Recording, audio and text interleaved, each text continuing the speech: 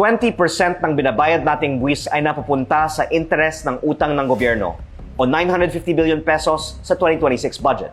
Pinalaki ng pinalaki taon-taon ang national budget. Pero sa halip na lumakas ang ating ekonomiya, bumagsak ang GDP growth at foreign investment, tumaas ang unemployment at presyo ng mga bilihin at lampas na sa 60 pesos ang $1.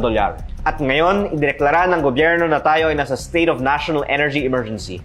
Pero sa halip na tugunan ng gobyerno ang pagtaas ng presyo ng langis, nagbabayad pa tayo ng buwis para sa utang ng gobyerno.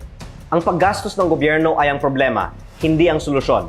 Kaya ang dapat tutukan ay ang pagputol ng mga gastusing hindi kailangan, kabilang ang halos 23 billion pesos sa pag-host ng ASEAN Summit, 28 billion pesos sa traveling expenses, 14 billion pesos sa representation expenses, 11.6 billion pesos sa confidential and intelligence funds, 2.46 billion pesos sa Presidential Communications Office, at ang bilyon-bilyon piso pang ginagastos para sa social media trolls. At dahil kaya namang magtipid ang gobyerno, aprubahan na rin ang aking panukalang batas na ibaba ang VAT sa 10% upang mapagaan ang pasanin ng taong bayan.